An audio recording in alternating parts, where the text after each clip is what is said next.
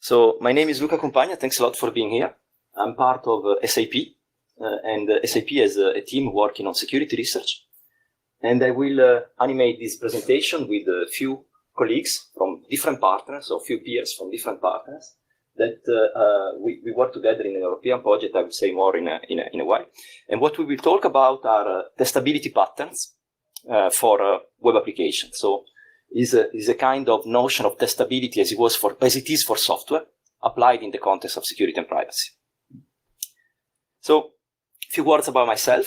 I've been working in research since a long time on security protocol analysis, security testing with dynamic analysis, and nowadays more on static analysis. Maybe, I don't know if you can hear me well. So as I said, what you will see today is part of an European project. So we have to thank the European Commission for funding us and to do this kind of research. You see all the partners that takes place in this project in the slides.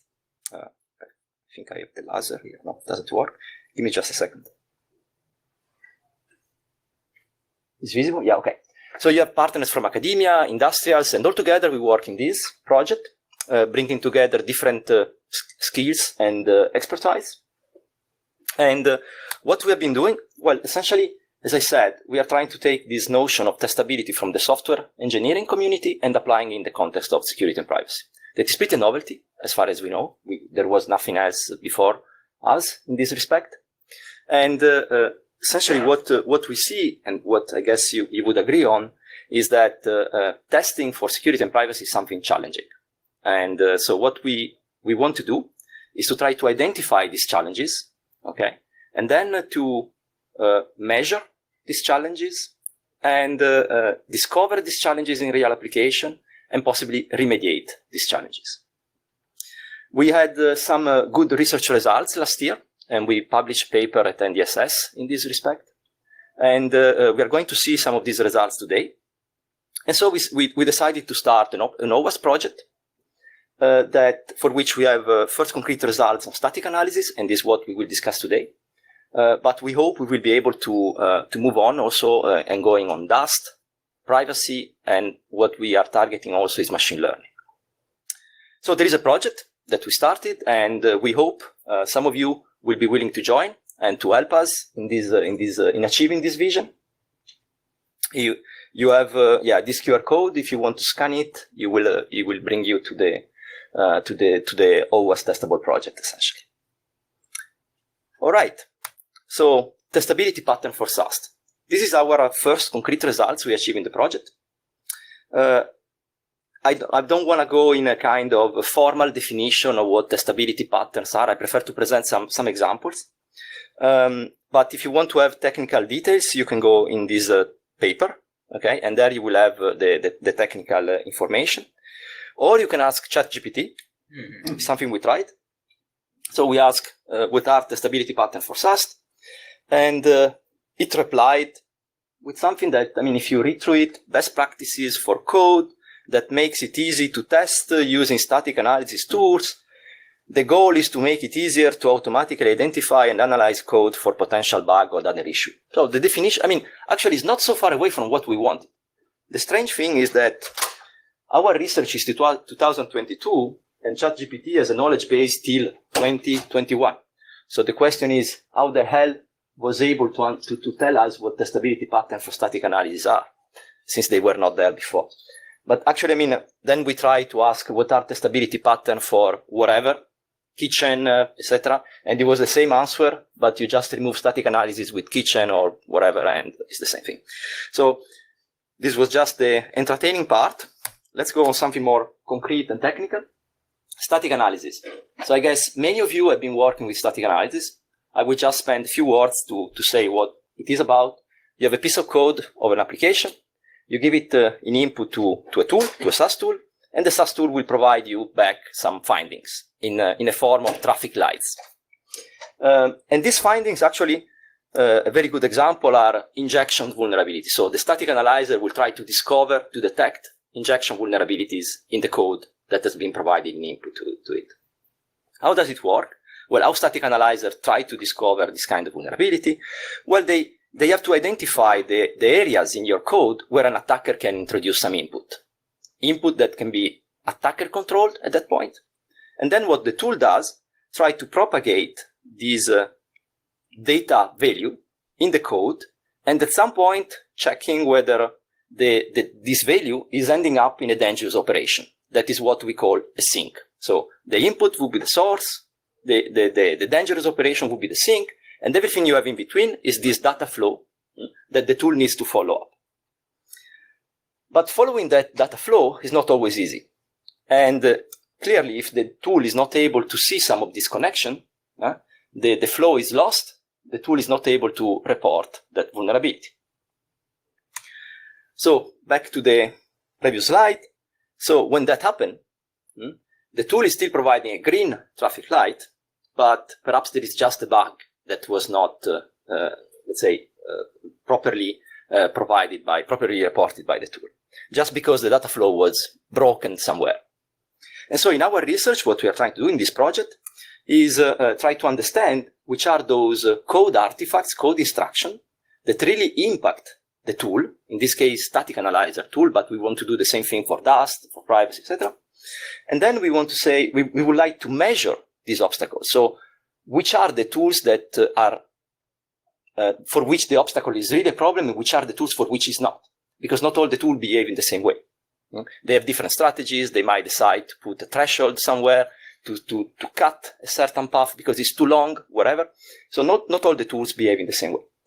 And last but not least, what we want to do, and this is really a kind of differentiator for our work with respect to other benchmark, is we don't want just to measure, but we would like to be able to discover this obstacle in real applications.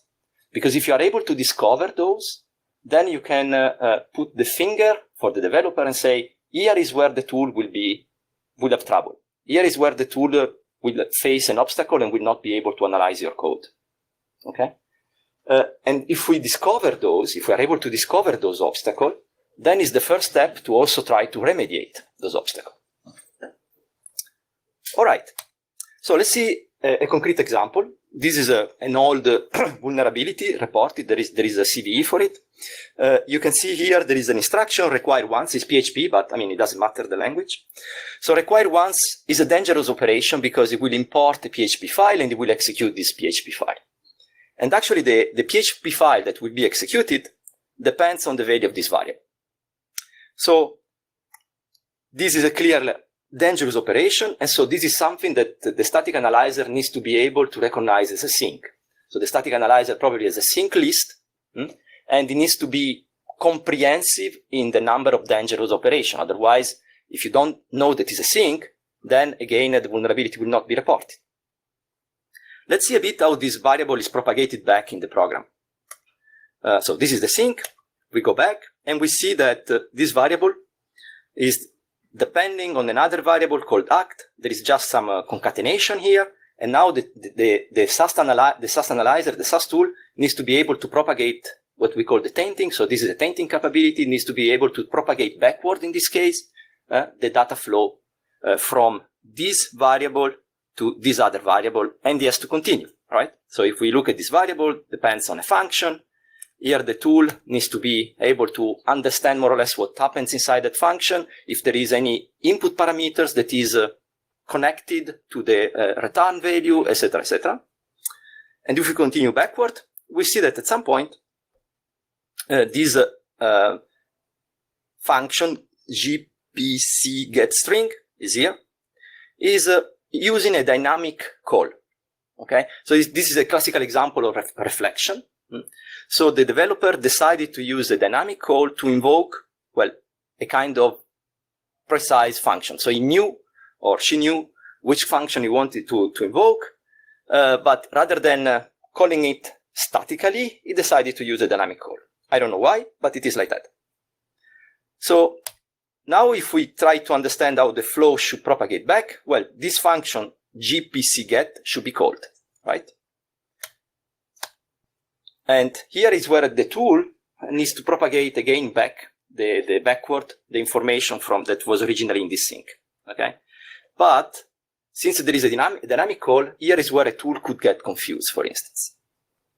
So if we go now in this gpc get, it's here. We see that inside there is an if then else something, and there is this post function. Well, essentially, that will take from a request of a user, a post request from a user, it will take a certain, the value of a certain parameter. And the parameter depends on name, the variable name, and the variable name is nothing else than what was written in these arguments. And these arguments, there is this $name again, that is this action thing. Okay? So trust me, what will happen here? Okay, that is what we will call a source, because it's something that the attacker can influence, can put some input there. Okay? And we saw that this input will flow till this sink. So essentially the attacker here is able to influence which PHP file will be loaded and executed. Right? Any question till this point? No? Perfect. And then this is what we call a source. And now the attacker, what can do? He can do a post request to this website, and he can put in the action parameter some payload. All right? And that payload will influence the file that will be executed. This is a clear file inclusion problem. Okay? We tried a number of tools, SaaS tools in our arsenal against this application. And basically, we were not able to discover the vulnerability. And we believe, I mean, from what we discussed before, that the problem is this dynamic call. Okay? But now, how can we be sure about that? And here is where testability patterns come into play. So what we do in the creation of our testability pattern, can you see, or is this too small? It's okay? Okay. So essentially, here you see the skeleton of our testability pattern. It's something very simple. You have a source. It's not a post parameter that we are taking here, but it's a get. It doesn't matter. And then we have a very, let's say, stupid operation. It's just propagated from one variable to another. Okay. And then we have a sink that is just a printing, okay, of the variable that was controlled by the attacker. Okay. This is a classical cross-site scripting. If you run any static analyzer on this little piece of code, they will report the vulnerability. Okay? So this is the baseline. And now we want to understand whether our call user func array using this specific way is a problem or not. So what we do is, in place of that b equal a instruction, we put the call user func array with a constant, okay, and some parameter in input. And we also add some code companion, because here we need a function, essentially. So we add this function, whatever, that is just reporting back whatever it is input to this function. Okay? All right. So now if we run the static analyzers on it, we can see that most of them are not able to discover the vulnerability. That is here. I mean, this is still the cross-site scripting that we saw before. It's just that we add an obstacle for it. So the only reason why the static analyzer is not finding anymore that cross-site scripting is because of that obstacle. Okay? And this allows us to measure the tool precisely on that obstacle. And you can see here there is also a commercial tool that was not able to do that.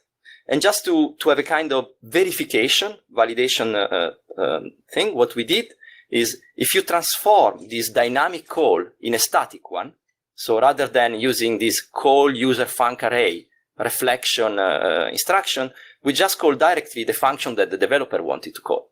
Okay. Well, if we do that, the obstacle is not anymore there, and the commercial tool now is able to discover the vulnerability. Okay. So this is a very simple example of how you can remediate that obstacle.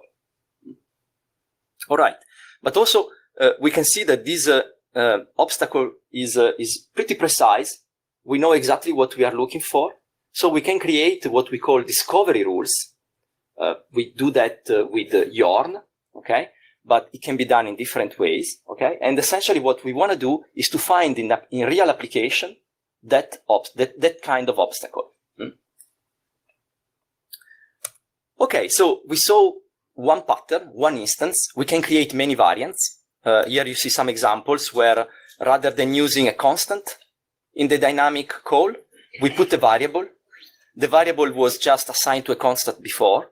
So here what the tool should do is a little bit of constant propagation in order to discover the vulnerability. Okay. And you can do something more by adding, for instance, I don't know, some concatenation and so on and so forth.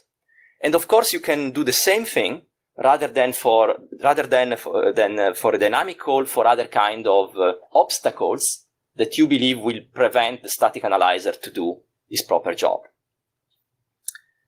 And here you see again the structure of the pattern. So again, is a source, a sink, and you put the obstacle in between. Okay? All right. So this is what we did, actually, and we created a catalog of these patterns for 3 languages, PHP, JavaScript, and Java. This catalog is available for all of you. So you can go on GitHub and access to it. There are more or less a bit more than 100 patterns for each one of these languages. Not all the patterns are at the same level of maturity. Maybe I can quickly jump on the repository. So here you see the repository. And if I scroll down a bit, if I go for PHP, for instance, you see that some of these patterns have a kind of versioning associated. So when you see version 1.0, it means that that pattern that we did for our research was also reviewed in the context of our project. So it tends to be more mature than other patterns. So rather than only 2 eyes, it's very likely that 4 eyes or six eyes were looking at this pattern to make it a bit more, precise and to avoid mistakes. But there are many others that are still in draft. Okay, so if some of you is interested in this work, wants to contribute, it's needless to say that we would really appreciate that. Helping in maturing this pattern, in creating new ones, because for sure there are many that are missing. Okay, but all this work can help us, or we hope can help the community to better understand which are the obstacles for static analysis and perhaps how we can remediate some of those. Back to the slides. So what do we want to do with these patterns? Well, one thing we want to do is to measure SAST, right? So you can imagine you have version X of a SAST tool, and you run it against this pattern, is able to support some of them, others is not able to support, and maybe next release will be able to support a bit more. Okay, and so on and so forth. Hopefully, we will get a kind of better picture, better measurement over time.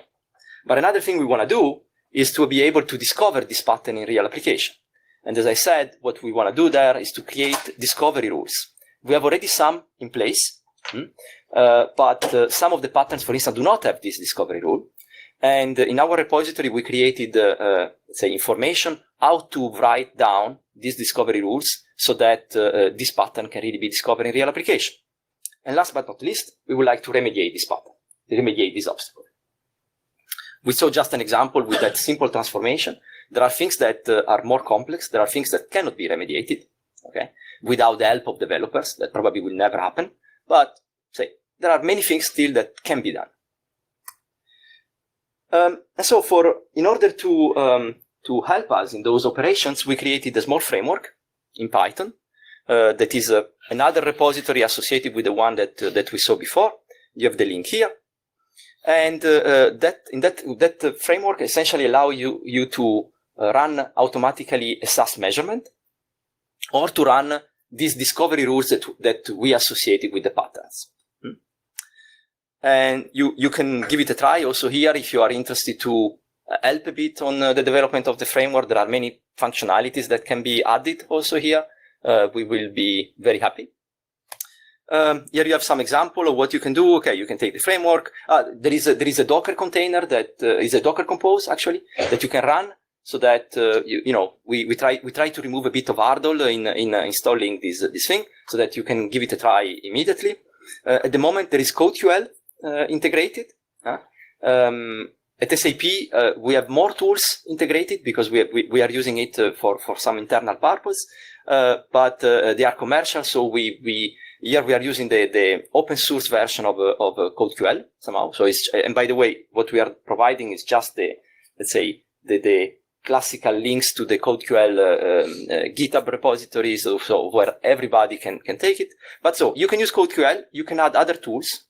If those are open source tools, you can add those wrapper that you created inside the framework so that others also can use those tools at that point, and so on and so forth. You can do a discovery. Here, for instance, we are, the first line we were running the measurement for the language JavaScript, targeting the pattern 1 and 2 using the tools CodeQL. Okay, here you could add other tools if you like. And here we are doing a discovery. We are targeting this application. Okay, and the language is PHP.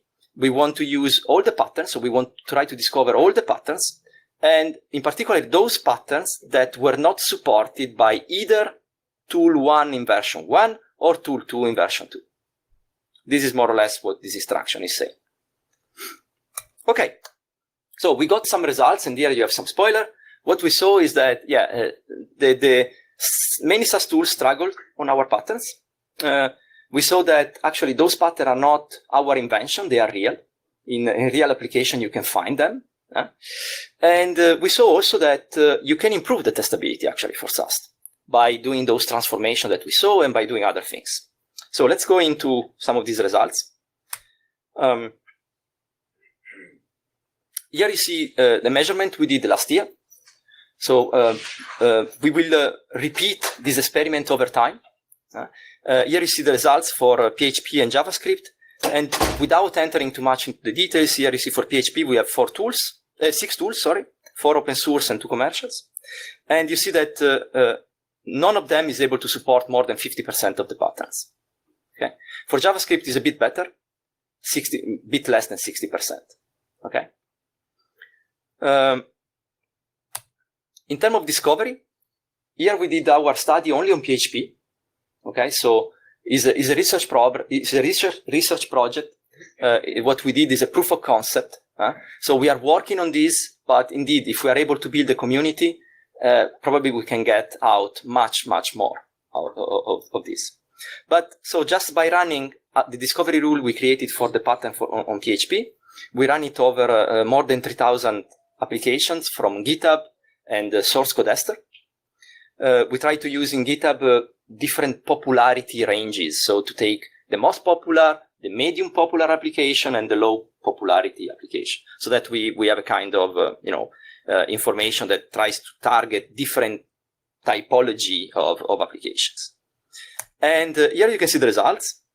Don't look perhaps at the graph, but you can just look at this table. In average, we saw that every 20 line of code there was an obstacle. So that is pretty scary. Also, we try to look at the situation when you have commercial tools, because they are those that perform better. Also because there is a lot of engineering that you have to put there. So actually, this is why you pay that license, right? At the end of the day. So we saw that even the most performant tool, the top performer, was having an obstacle every 200 line of code. That still is quite a lot. So this means you go in 200 lines and then the tool gets some obstacle and it doesn't know how to proceed.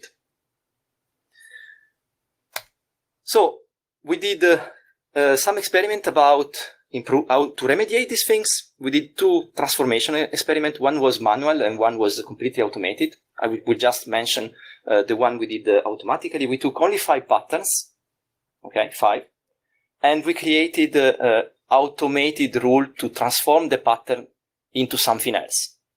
Something else that is equivalent in terms of vulnerability discovery in the context of SAST. So we did that. We applied on the the more than 3,000 applications in our dataset. We did that for PHP.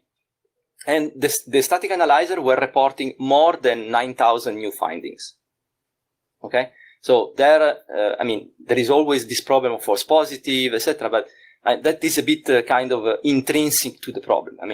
I don't know how much can be done. There is something that can be done, but clearly that is a problem that is a different kind of problem. But we analyzed 2,700 of these findings, and we discovered 370 true positive that before were not discovered. We reported them, and many of them were confirmed. Others, well, some project didn't answer at all. Whatever. But some of them were also impacting popular GitHub projects. So to show that this is a real problem that we are having, and to show that there is something that can be done. 5 patterns that we only transformed, and these are the results. So if we are able to transform more, we will be able to, to increase the power of a static analyzer in creating this data flow at the end of the day. What else can we do? Well, of course, we can improve the SAS tools, right? So it will not be us, perhaps we will be the SAS tool owner doing that. And also something else we saw and we started experimenting with is that many SAS tools accept what are called custom rules. So you can create a custom rule to help the tool understanding a certain specific instruction that was not in his model, say. And so actually that is an easy way, right? You create the pattern. This is my obstacle. And now I create the custom rule that goes with it in order to solve it. And every time the tool is facing that obstacle, it will use the custom rule to get over it. So these are the 3 remediation that we are investigating, and that I hope we will have some results in the forthcoming years. So back to the call for action. There is this new project. Join the project, join our community, contribute to the 2 repositories. There is a lot to do. Improving the testability patterns, creating new ones, helping on the framework, targeting other programming languages, integrate your own SAS tool or integrate some of the good open source tools, whatever. So, yeah, we are really hoping that some of you will help in this in this journey.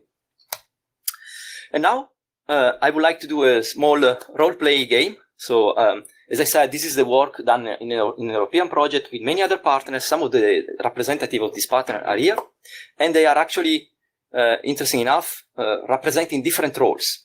So I would like to discuss a bit how we believe the project can help each one of these different role persona. So Lucas, if you want to come on stage. Sure.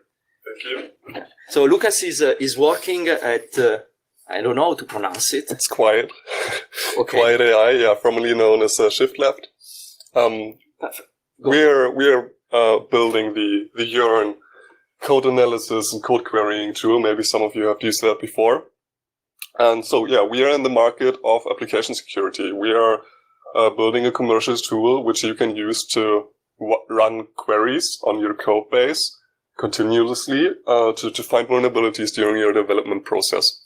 And yeah, I'm a PhD student with them. I'm a security researcher, but at Quiet AI, Shift Left, we want to make sure that our tool we provide to you is able to uncover, yeah, everything there is in the best case, of course.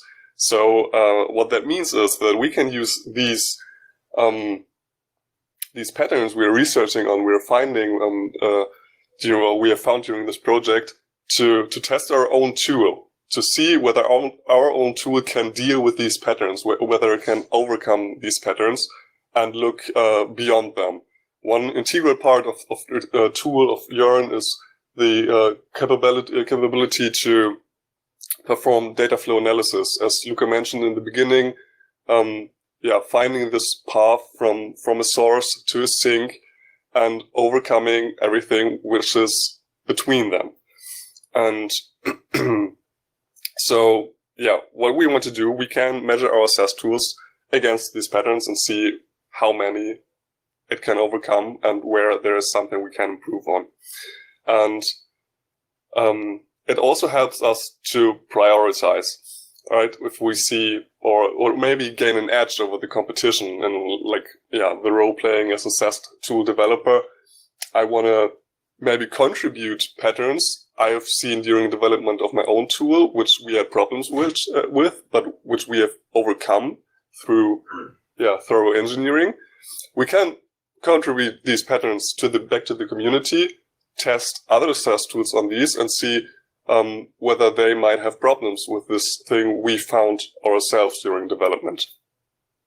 And more critically, we can also question and improve patterns where our own tool underperforms. At the moment, we're in the nice position that we're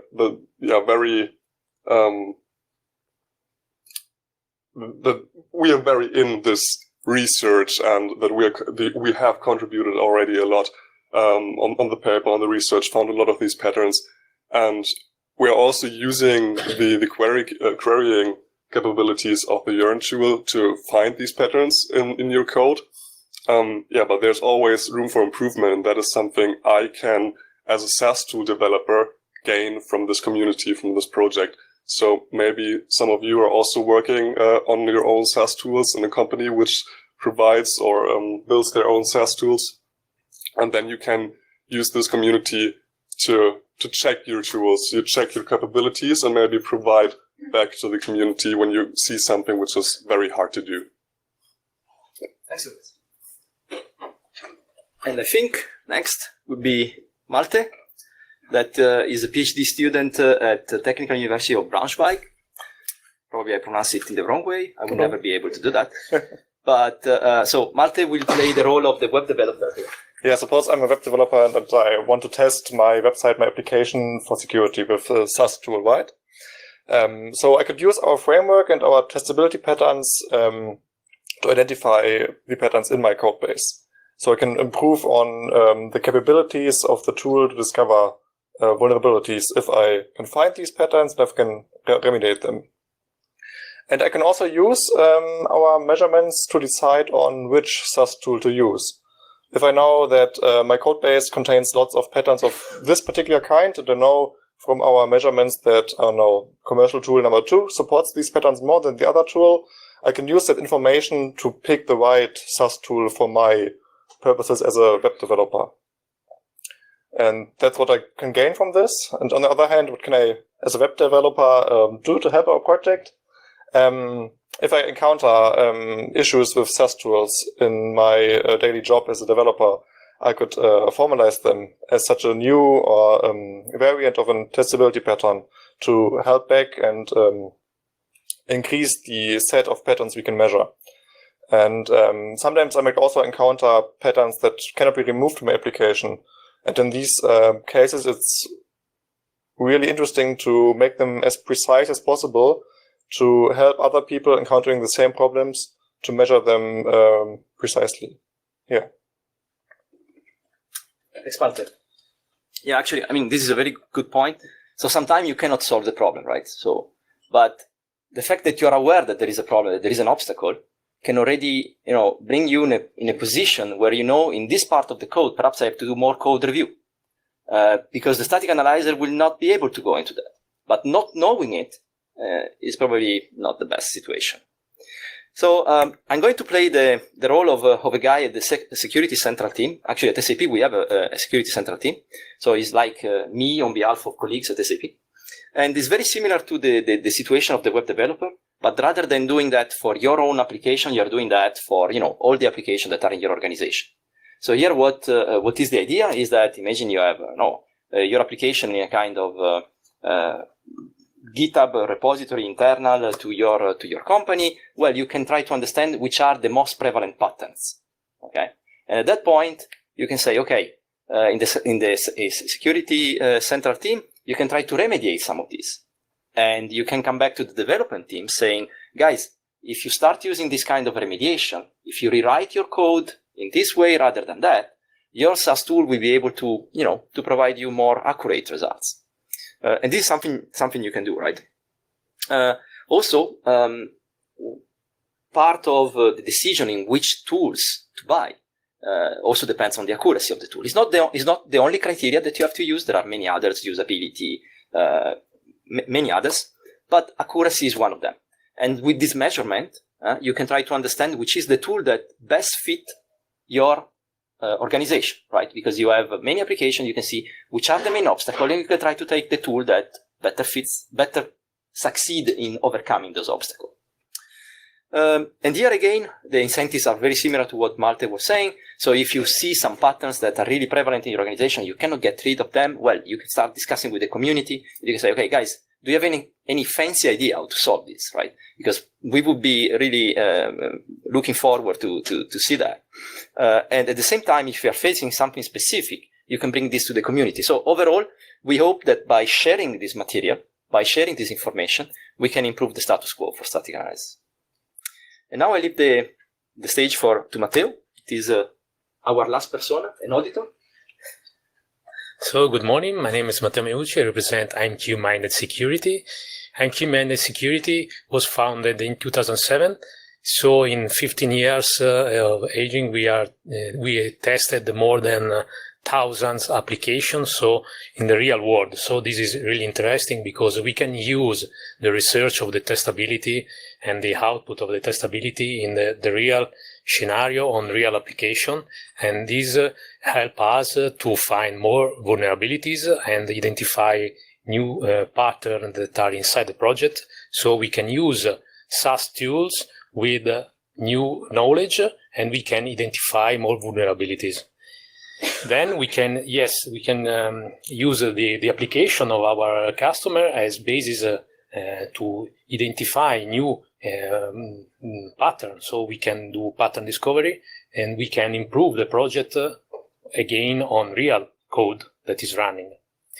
And then we can help our customer to identify the right SaaS tool that can match better for their environment. So we are a consulting company, so we can help also our customers to identify the right tool, because every company is different, many languages inside the company, many technologies, so it is really important to have the right SaaS tool that could be integrated in the pipeline in the right manner, and identify, using the testability partner, we can help and support better our customer to identify the right tool.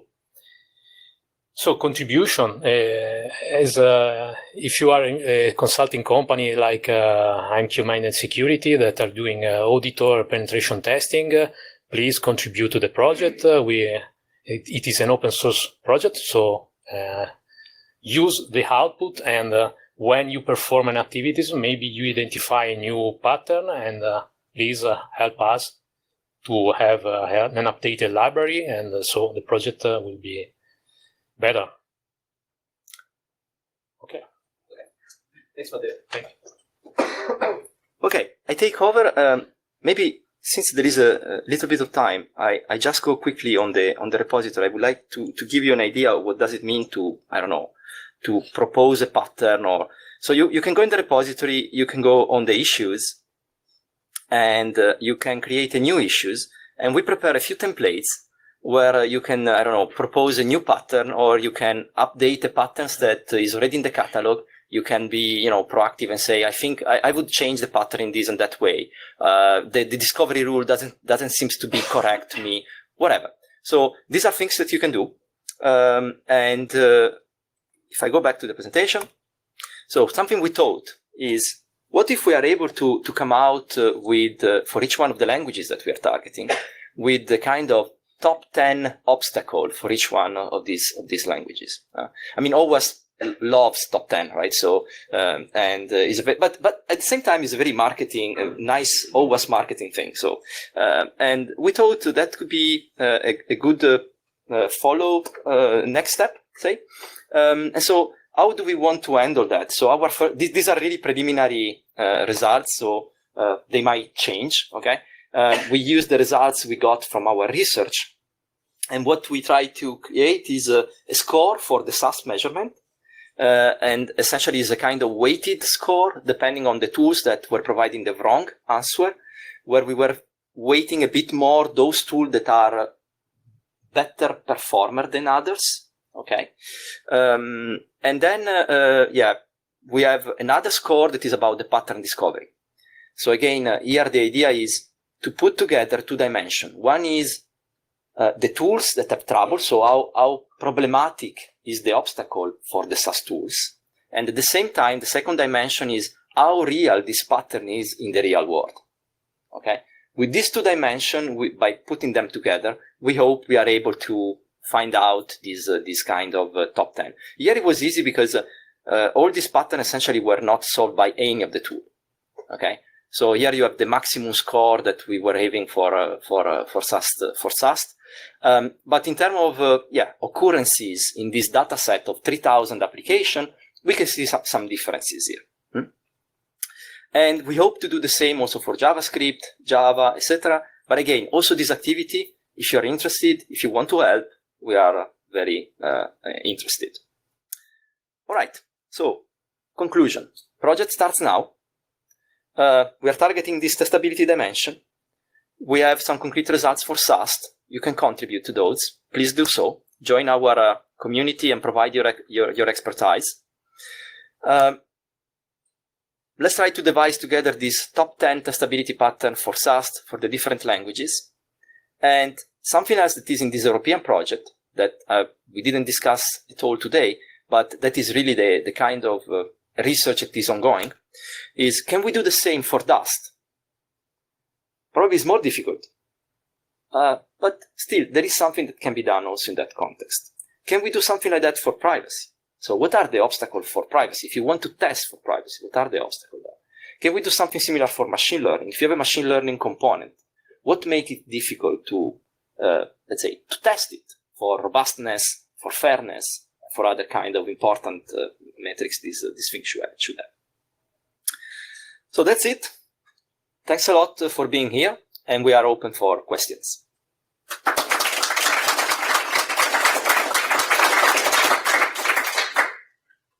There's a question. Can you speak up a bit? Across the different languages, do the patterns vary, or is there kind of similar patterns you see in all languages?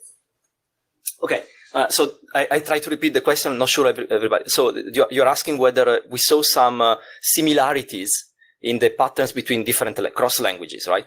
So what we saw just for PHP and JavaScript when we did the work in our research was 30% overlapping. So in the sense that, yes, reflection is a problem for PHP, is a problem also for JavaScript, is probably a problem also for Java, and is a problem for all the languages, no doubt. There were, however, many peculiarities of so the 70% was really, I don't know, internal APIs that might differ a lot, and other things that, yeah, are really language specific. But 30% was what we saw, yeah. Yeah, please. I'm just interested in the state along with text to run to find these testability patterns. So when you get several, like you get lots of So if I get right, the question is on the discovery of the pattern in the real application, right? So so indeed, that is a very interesting question, because somehow we are using static analysis to discover the pattern, right? That you might have exactly the same problem that you have when you do static analysis for detecting vulnerabilities, not the pattern. However, what we saw, but this is just from our own experience, so I can't say that for a certain pattern you will not end up in those problems. But what we saw is that normally the discovery rule is much simpler. Because the discovery rule, I mean, in many cases is a kind of grep-like. Sometimes you have to do a grep-like plus you want to check that a parameter that is used in this instruction is, I don't know, is not a constant. So you have to do a bit of backward propagation, okay? And yes, you can have also in this case a problem of false positive, false negative, etc. On the other hand, I mean, what we saw is that it seems to be, at least from our experiment, a simpler problem, okay? I'm pretty sure you can create a pattern that is very complex to discover. But in general, I would say that is not. And back to the question, how long it takes? Well, indeed depends on how big the application is, no doubt, because you need to build the model of the entire application. That is something you have to do. And then you need to run the different queries that normally are easy. So the query itself doesn't take too much time. Yeah, sure. Like the project itself seems to have implicit sort of question built in, which is prediction. If you're finding patterns, there must be a prediction. What would you say are your predictions as a result of these patterns? I'm not sure I get the question. Well, you know, you're going to find a lot of different patterns that are going to come up around. Yeah. What would you say are your predictions as regards those patterns? What would it mean for software is because it's an important question if you're asking that there's tons of cut and paste, there's very similar open source projects out there. I imagine very, very broadly there's some predictions. So the way that we're developing. we didn't think at all to that, but I think it's interesting. I understand. So what you're saying is, can we try to understand whether there is some code styling here that could be changed in a way that, or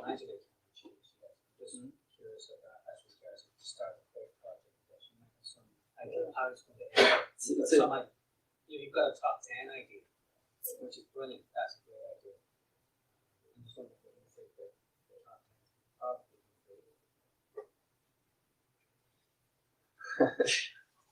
10 I wouldn't be able to answer. I mean, we didn't really work in that respect. But I think is an interesting point. Yes, interesting point. I don't know if any of the guys have an answer here. Any other question? The testability packages you identified several hundred, right? Yeah. How many of those do you think could be sort of automatically refactored so that the code becomes testable? So this is something we have in the to-do list, indeed. So to go on all of them and to try to really say this is easy to remediate, this is easy. We haven't done that yet. So I don't have an answer for you, but it's something we will that is something we will answer for sure. We saw that many of them are also some I don't know, the arrow function for JavaScript, and that is something you can rewrite easily, right? So it's just, I mean, of course the tool could be just extended to support the arrow function, whatever. But so what I'm saying is that in many cases it's a really syntactic issue that you can solve. I say many, but I cannot quantify. So I will come back to you on this. Do you think it would be feasible to develop a preprocessor that replaces those abstractions by code that doesn't actually work in equivalent way at runtime, but for the purposes of flow analysis, it results in a simpler code that can be then analyzed by any tool? Yes. So then you could pick any static analysis tool to analyze the flow and detect vulnerabilities. So definitely. So this is something we didn't discuss. We didn't have the time to discuss here. It is in the paper. So in the paper, we analyze, we consider three kinds of transformation. One transformation is semantic equivalent. So you take the arrow function and you transform in something that is equivalent. Easy, no problem. Something else is you lose the semantic, but you keep the property of vulnerability detection. That is what you were mentioning, right? So you just do this preprocessing for the purpose of SAST, nothing else than that. And the third kind of transformation we face was something like, we don't know what to do here. We need the help of the developer. So we will need something like an annotation for from the developer telling us, okay, how the flow would propagate. I mean, sometimes it's just a big function that is very difficult to analyze, but the developer could tell, okay, this variable is connected to that variable and this variable is connected to this variable. I mean, that is a kind of transformation that I think is very difficult to, I mean, I don't believe that the developer will do that, but sometimes really there is nothing else you can do. Thank you. Right. Any other question? You mentioned the custom rules for the tools. I'm not sure if you mentioned like what is the time frame, is that something that's ready or work in progress or nice to have in future? So that is something that is really a kind of internal feature. So we are experimenting with that a bit at SAP for one of the tools that we have in our arsenal. But we didn't provide anything like that in the repository, not because we don't want to, but we cannot do that. So when we use commercial tools, we are not even allowed to say which are the commercial tools that we use. This is our internal policy, so we don't disclose that. However, what we would like to do is to create a functionality in the framework that you can run.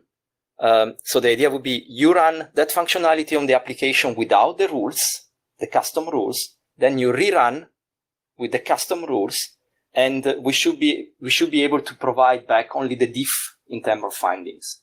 So to see what the custom rules were able to bring you as new value somehow. This is what we would like to put in place. But so far we have done that only for one tool. custom rules are very different from one tool to another. So ideally, you would like to find a way to, to write one rule and then to translate that rule for all the different tools. So this is what we would like. So again, if anyone is interested, if you are interested, you want to take over that initiative, fantastic. Any other question? Right, what's the process from the language manual to then extract testability pattern?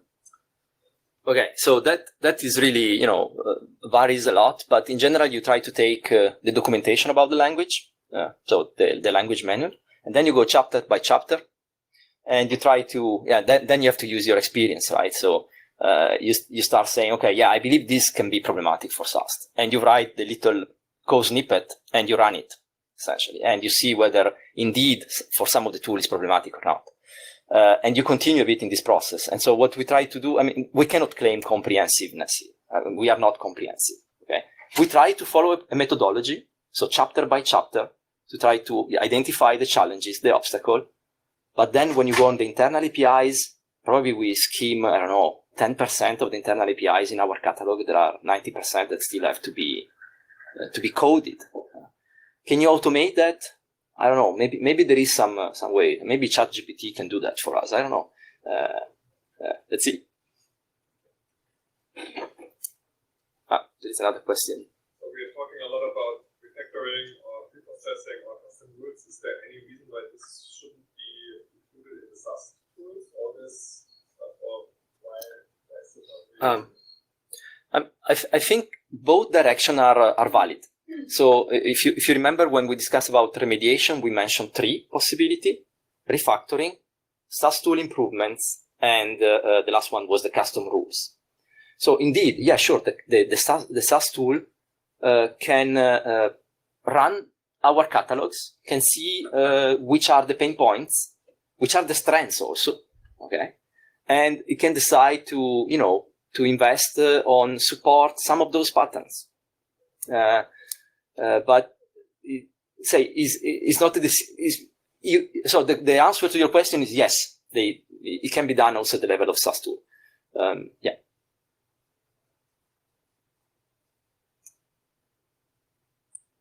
I don't see other hands. So then we can close a bit in advance. So thanks a lot for your time. Thanks a lot for all the questions. And please join our community, help us to achieve this vision.